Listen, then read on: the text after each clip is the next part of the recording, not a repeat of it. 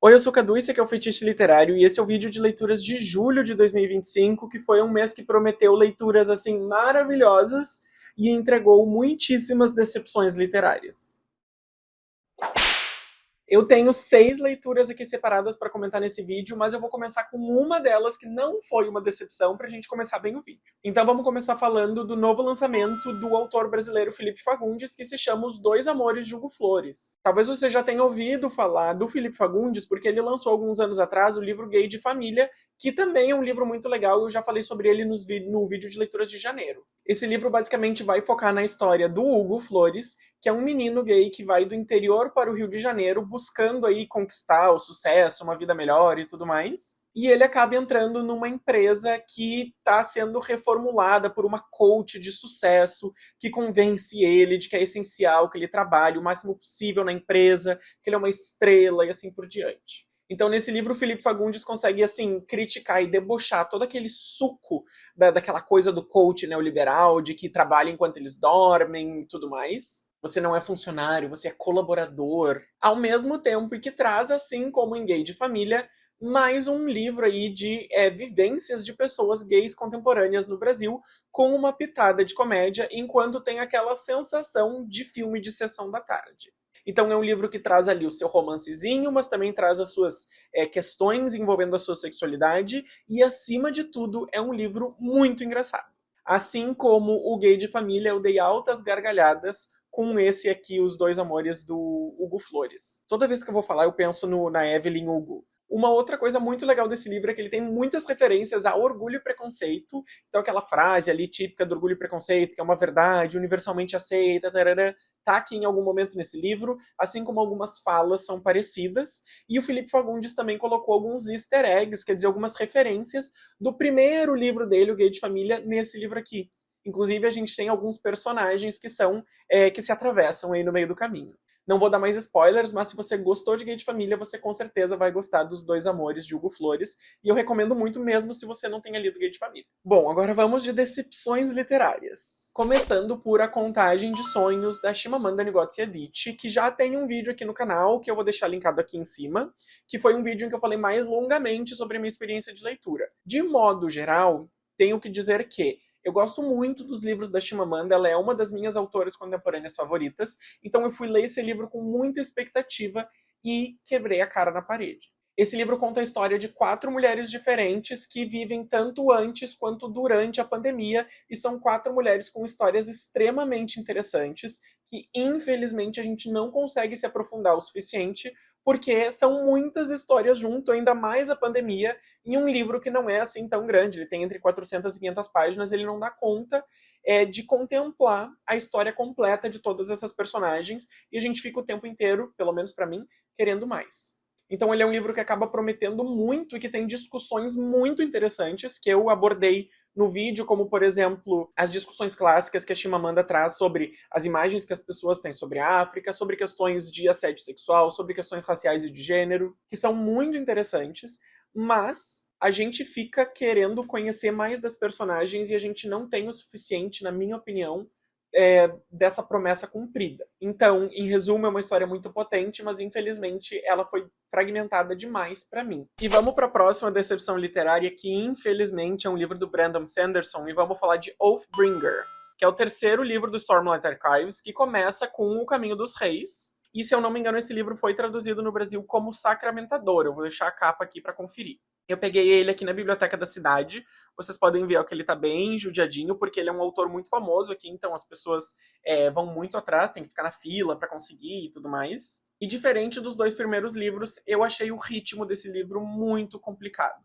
A história continua sendo muito boa, os personagens são muito bons, toda a mitologia, o sistema de magia que o Brandon Sanderson cria continuam sendo muito bons, porém esse livro, para mim, tem um ritmo muito, muito, muito ruim.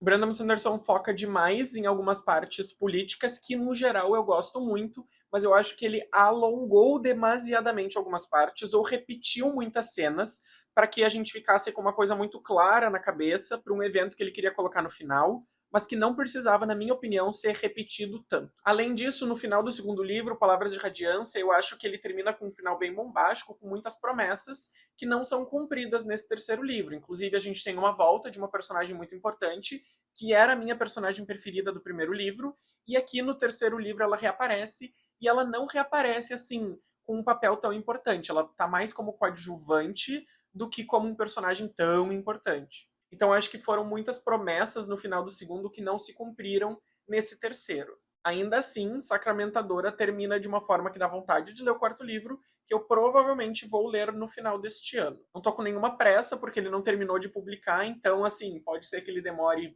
2, 3, 5, 10 anos para publicar, nem o George Martin. Bom, e aí vamos para a terceira decepção literária, e desta vez é uma decepção literária brasileira, que é A Cabeça do Santo, da Socorro Acioli, que é um livro e uma autora que estão sendo muito hypados, estão sendo muito falados sobre, tanto aqui no YouTube, quanto no Instagram, quanto no Tico Teco. Eu tava com muita vontade de ler esse livro e depois pegar o Oração para Desaparecer, que também está sendo muito bem comentado, assim como esse, mas eu já não tenho mais tanta certeza se eu quero ler o Oração. A Cabeça do Santo basicamente conta a história de um menino jovem do interior do Nordeste, cuja mãe acaba de falecer, e antes de falecer, ela deixa um pedido de que ele acenda uma vela para 3 santos diferentes e vá buscar o pai no endereço tal. Então a gente acompanha a jornada desse menino em busca do pai, que ele não consegue achar na cidade, mas ele acha a avó, que meio que não gosta, meio que expulsa ele, e ele acaba buscando retiro dentro de uma cabeça de São Francisco vazia, que tinha caído de uma estátua da cidade, que causou um grande problema de desenvolvimento para a cidade. No interior dessa cabeça de santo, ele começa a ouvir vozes de mulheres que rezam para o Santo Antônio para poder casar,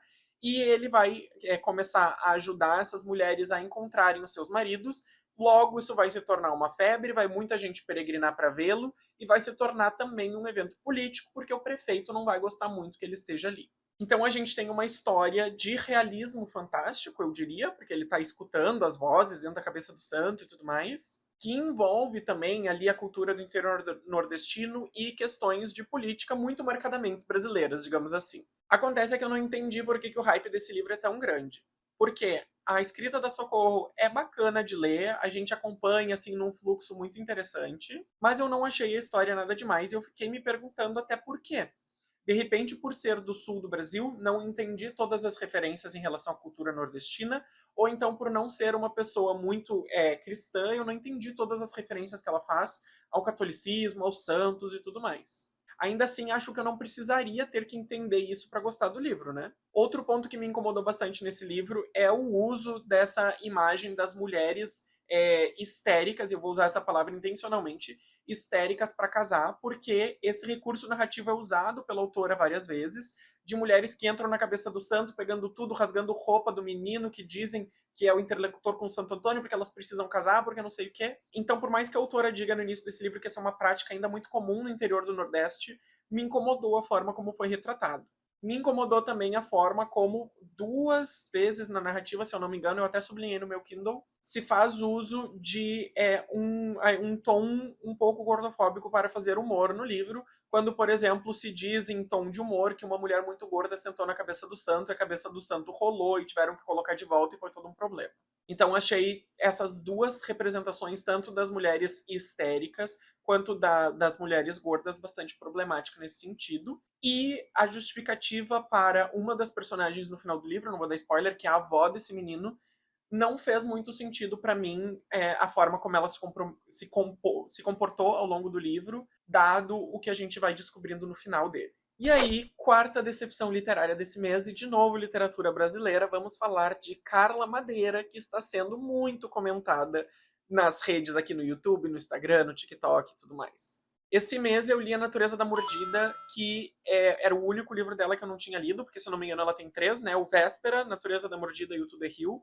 E assim, gente, eu até não consigo formular palavras para explicar o que eu achei de caos nesse livro. E só para dar contexto, Véspera é o livro dos 3 que eu gostei mais, que eu acho que tem uma história que faz sentido, apesar de ter problemas. To The Hill é uma história que eu não gostei, porque eu acho que a narrativa tem muitos problemas, mas acho que a forma como a Carla escreve, tanto Véspera como To The Hill, é bonita, é poética, nos prende e tudo mais. Porém, A Natureza da Mordida não tem nem a escrita boa, nem a história interessante. É assim, é farofa. Porque a gente tem basicamente uma história de uma mulher que todos os domingos está numa banca de revistas, que acidentalmente senta no lugar de uma senhora que também vai todas as semanas, e elas do nada começam a se falar todas as semanas e contar os seus segredos mais íntimos. Além de ser um encontro muito estranho, que eu, como leitor, não consegui comprar assim, essa imediata ligação, essa imediata intimidade, especialmente num lugar público,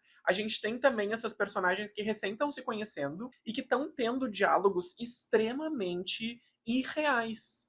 Diálogos em que uma personagem passa ali um parágrafo de quase uma página inteira falando com uma estranha que ela recém conheceu na rua. Com palavras rebuscadas, com formulações teatrais. E aí, assim, simplesmente o livro não parece ser real para mim.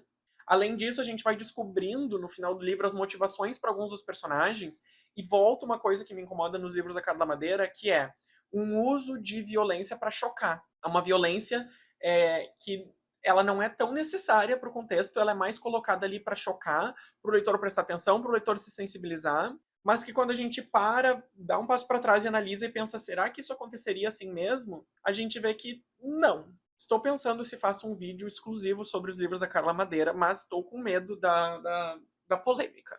Me digam o que vocês acham nos comentários. E aí, finalmente, eu terminei o meu projeto de leitura dos livros do Mágico de Oz. Eu li os últimos 3 livros da série, que foram publicados entre 1918 e 1920, que são O Homem de Lata de Oz, A Magia de Oz e Glinda de Oz. Sendo que esse último foi publicado quando o L.F. Baum já tinha morrido, e a gente tem finalmente uma explicação de como funciona o sistema mágico de Oz. Eu não vou falar muito sobre esses 3 livros, eu vou deixar no card aqui se vocês ainda não assistiram o vídeo, mas basicamente eu ali explico como funciona o sistema de magia de Oz, a origem dos macacos alados, que depois aparecem tanto em O Mágico de Oz quanto em Wicked, e eu falo um pouquinho mais sobre a história de amor do Homem de Lata, que é um dos personagens, né, mais icônicos do universo de Oz. Se você gostou desse vídeo, não esquece de dar um like e comentar alguma coisa para ajudar no engajamento. Também não deixa de seguir o canal se você não é inscrito, e de seguir as redes sociais, que vão estar linkadas aqui embaixo na descrição, para você não perder nenhuma atualização e nenhum vídeo novo. Até o próximo vídeo e tchau, tchau!